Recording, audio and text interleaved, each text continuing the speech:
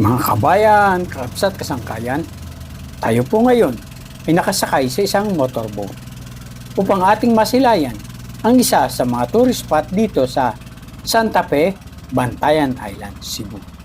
Na di umano ay dinarayo ng mga turistang dayuhan at lokal.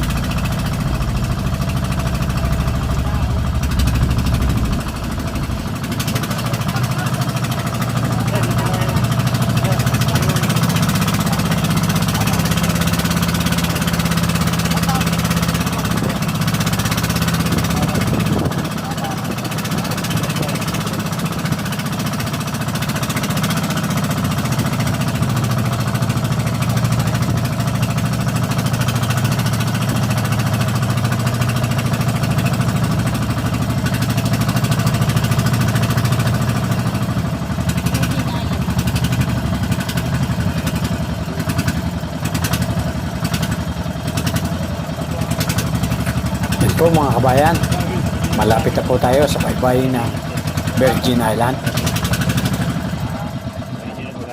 May mga tanong dyan. Mahal pa namang isda, malaki ito. Ayan, nandito na tayo sa Virgin Island, mga kabayan.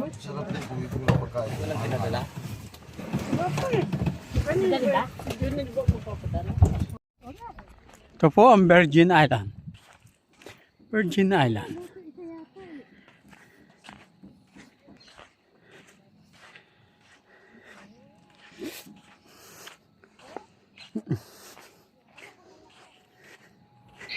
Punta po muna tayo sa front desk upang magbayad ng entrance.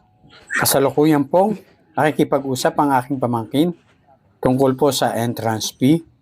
May discount po ang PWD at senior citizen, mga kabayan. 60, no? Walang 60. Parang may 60 dito. May PWD, tsaka may isang senior. Kaya alam mo lang, ID yung senior na dala. Wala ID. Nakalimutan niya. Okay lang, wag na. Huwag na i-discount. ID na lang po ng PWD po. Ang Virgin Island o Silian Island ang tawag ng mga lokal o taga rito.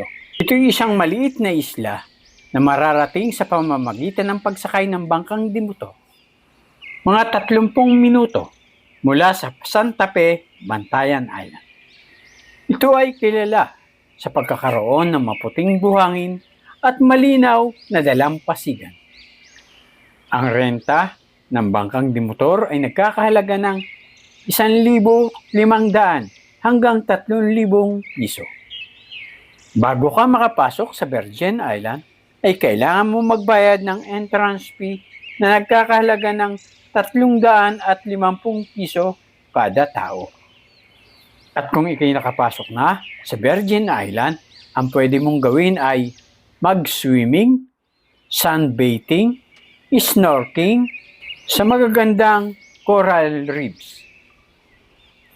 At may cliff jumping din na may iba't ibang taas mula sa 3 metro hanggang 8 metrong taas. At kung ikaw naman ay nagugutom, ay meron silang maliit na restaurant na pwede kang bumili ng pagkain. At pwede ka ring magdala ng pagkain at lutuin mo sa grill area ng resort na ito. Mga kabayan, kakabsat, kasangkayan, samahan niyo po ako upang maglibot-libot sa bandaron.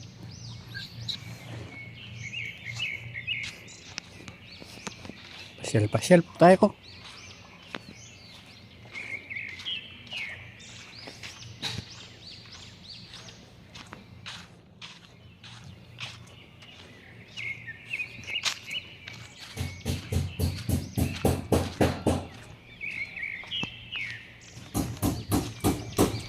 May nagpupukpuk po doon.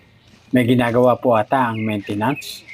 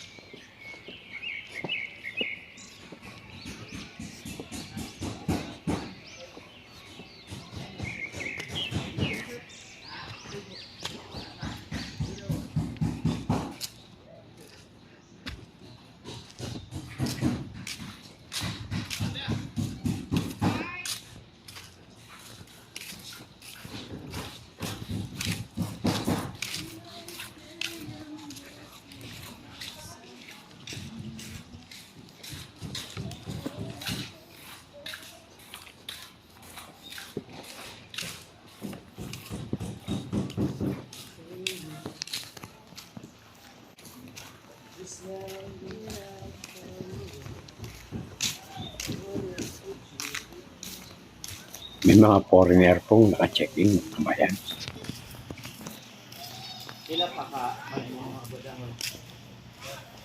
Ito po ang mga bila nila, mga kabayan. Wala lamang po tayong impormasyon kung magkano po ang renta ng bawat bila dito.